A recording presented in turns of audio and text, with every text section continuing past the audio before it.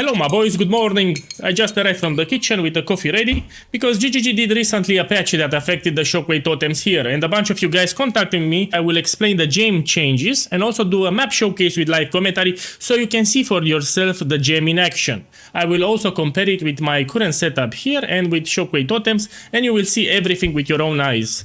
So enough talking, let's start here with the patch notes. So this was a recent patch, and if we scroll down a little, you will see this line here. This here. Shockwave Totem's base attack time is now 1.5 seconds, previously 3 seconds. So now they attack twice as fast, and you will see it. So this is a buff. Shockwave Totem's slam now deal 96 to 111 of attack damage at gem level 320, and previously we had 169, 369. So if we consider these two lines here, this is actually a slight buff, because this was not halved like the attack speed. Here is still a little higher here. So the totems should be slightly better. Also, if they attack faster, means that you will start damaging the enemies much more faster, meaning that will give you a faster clear. And this, you know that the Shockwave Totem have interaction with Jagged Ground, and this has remained unchanged. That's why I will support Jagged Ground in this presentation. Now quality was nerfed, now you have a lower benefit. It will give you just 0.2 seconds to attack time, so if you're doing this on a Gemling Legionnaire or something that gives you extra quality, this is actually a nerf here for the gem. Enough talking my boys, let's see the change in action. So as you know, I play here Ancestral Warrior Totems with the Thunder supported. Now let's do a transition fast with this one. I'm gonna put a Shockwave Totem here, I already made it with the links. Let's put the same setup that I used for Thunder because it will benefit it. I put here Martial Tempo also and Jagged Ground for this one.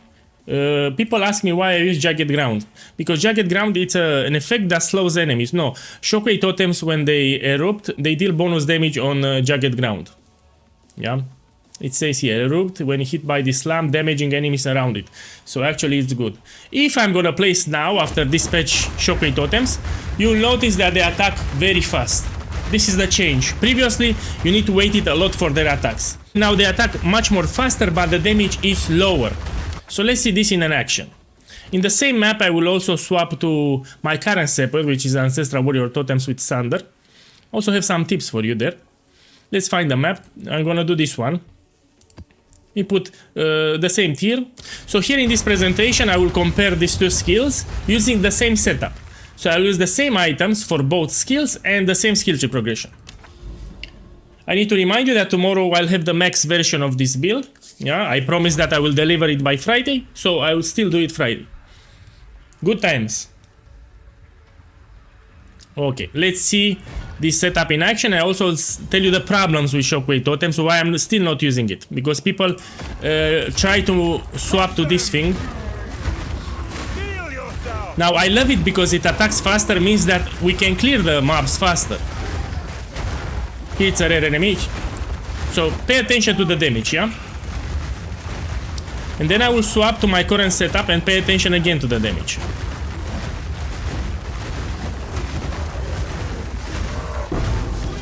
This gives a slight better clear than what it used to be. So this is actually very good, especially if you want to level with Shockwave Totem.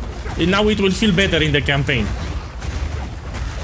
Okay, let's kill some more.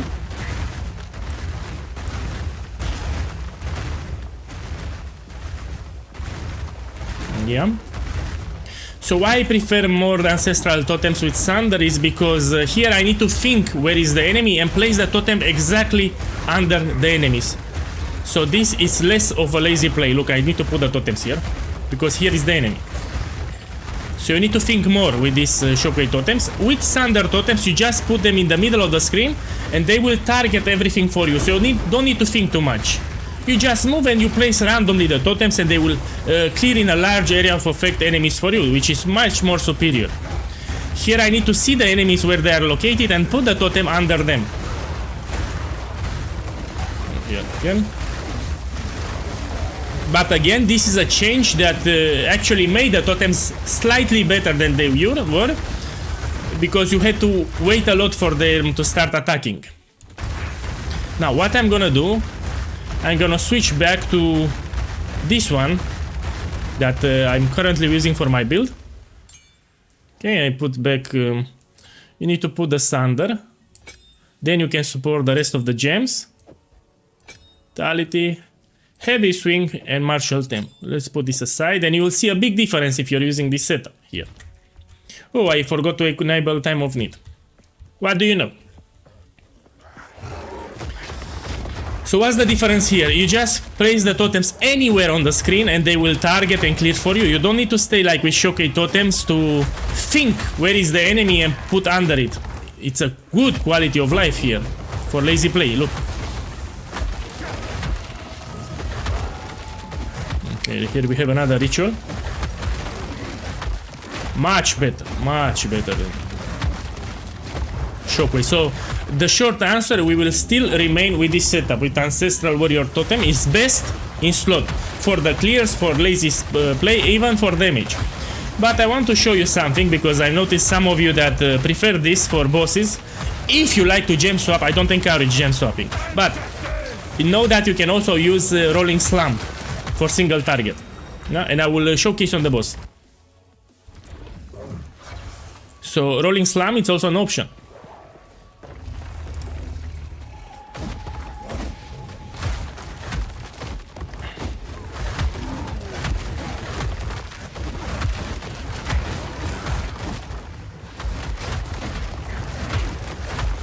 Nothing beats Thunder here. Look. More damage than Shockwave Totems. You just put them in the middle and they clear everything for you. Yeah. Also, because we have 4 totems here, it's easier to have a map clear, better map clear. The more totems you can spread, the easier you will clear the maps. I need to remember you that the in-game DPS tooltips does not track the number of totems that you have. Yeah. So if you equip an Uldum amulet here, the DPS tooltip will remain unchanged. It will not change. Yeah. Also in the max version, I talked like even 10 days ago, we will use the deepest tower, and with setup also for that. And the DPS tooltip will not track the changes that come with deepest tower. So again, you might see in the DPS tooltip a lower number, but actually we deal much more than that. Good times. I'm gonna take this one. Let's go to the boss. I want to show you also, before I close this video, the rolling magma thing. The rolling slam, sorry.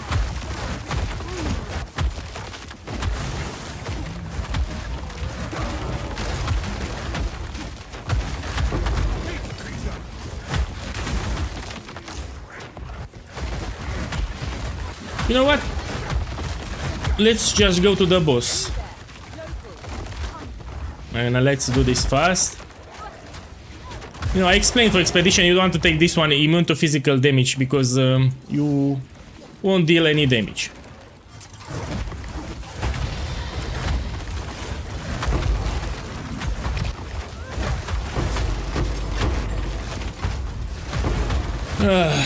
In case you missed it, this is a very tanky build adapted for lazy play. Excellent for casual players and new Path of Exile players, because if you don't die, you have a lot of fun in this game.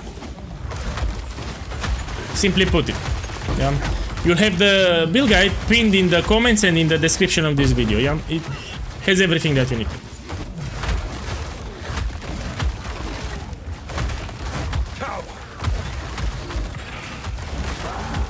Okay. Let's go find the boss.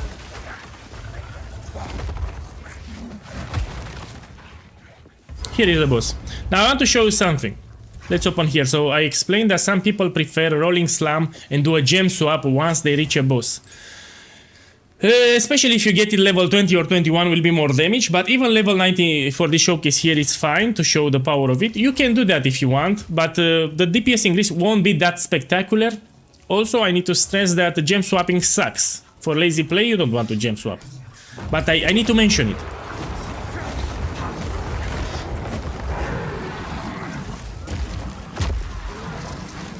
It's slow as fuck. Oh, it's slow as fuck. So that's why I need to point it out so you know that it's possible, but you see, if you get in level 20 or 21, you deal more damage. But I need to point it out so people know it. You see? It's possible. Now let's switch back to my beauty. Let me put this back. Plus this can hit both. Look, much more better. And no gem swap. I just wanted to point it out so you know it's possible. Also they have a large area of effect, so it's easy. You just put them in the middle and they will do everything for you. Look, much better. You just stick with standard setup. Don't go for Shockwave Totem. This is the moral of the story because a lot of people ask me. Don't go for Rolling Slam. Just stick with this setup. It's lazy as fuck. Good times. Yeah, so you've seen for yourself the change for the Shockwave Totem. My verdict, it's not worth it. Ancestral Warrior Totems with Sander, it's far superior than this, even with the changes that they did in this patch.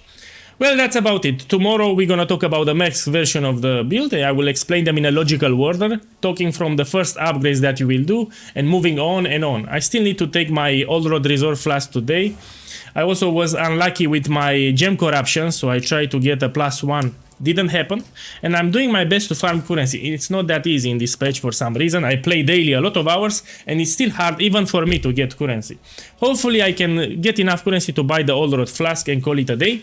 So I'll see you tomorrow. Good luck and enjoy the rest of the day.